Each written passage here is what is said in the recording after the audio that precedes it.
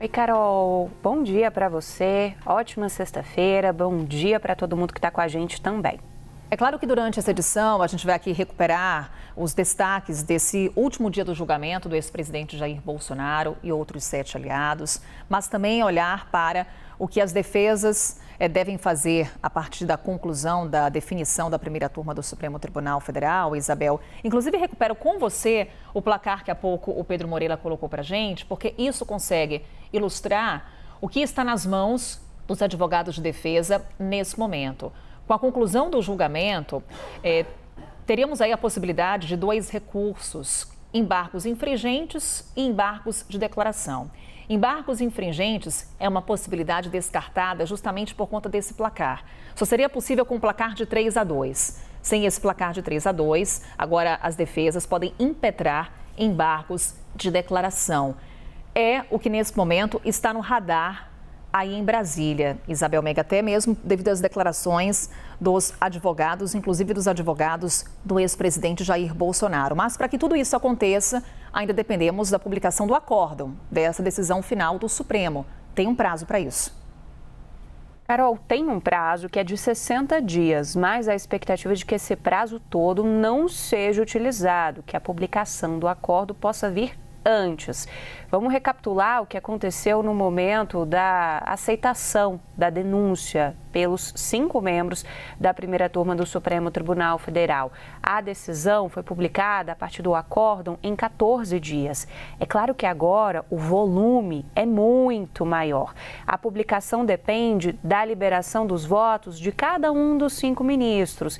Então, mesmo tendo votado no plenário da primeira turma, encerrado o julgamento, eles podem pegar os seus votos e fazer uma espécie de revisão, porque isso é publicado, isso é publicizado, então cabe a cada ministro ter esse olhar também de um certo pente fino em relação às suas próprias colocações em plenário. A partir daí, todo mundo libera seu voto e aí sim o Supremo Tribunal Federal pode publicar o acórdão. Parece uma questão meio regimental, meio burocrática. Por que eu estou trazendo isso, Carol? Porque isso vai ser importante para responder uma pergunta que está todo mundo se fazendo no momento. Quando o ex-presidente Jair Bolsonaro vai ser preso e os outros 7 réus que também foram condenados. A partir da publicação do acórdão, você abre um outro prazo de 5 dias.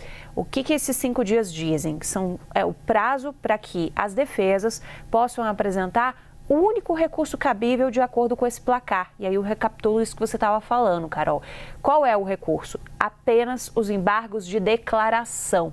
Esses embargos, esses recursos são apresentados na própria primeira turma. Então, caberá a análise da própria turma, poderia inclusive ser uma análise em plenário virtual, não necessariamente uma análise no plenário físico, como a gente acompanhou essa semana. A partir daí, você vai ter uma decisão, portanto, da primeira turma e a gente vai chegar, os embargos de declaração são basicamente para esclarecer pontos, eles não têm um potencial de mudar o que foi decidido até aqui. Uma vez que esses embargos possam ser esclarecidos, então, e se espera uma rejeição nas conjecturas de cenários que todos nós fazemos, aí sim você tem o chamado trânsito em julgado. O que significa isso? O esgotamento de todos os recursos.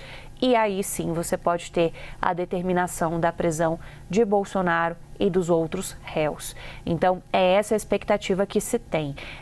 Tem ali algumas visões dentro do Supremo Tribunal Federal e também de juristas que estão acompanhando muito bem de perto os trabalhos da Corte, de que a Corte não deve levar esses 60 dias, mas que é difícil você cravar quanto tempo a Corte vai levar. Talvez algo entre os 14 dias da denúncia e os 60 dias do prazo máximo, Carol. Talvez o meio termo. Na visão de alguns juristas, seria um recado da Corte tentar condensar isso ainda no tempo da gestão do presidente Luiz Roberto Barroso, que encerra seu comando no Supremo Tribunal Federal ao final do mês de setembro.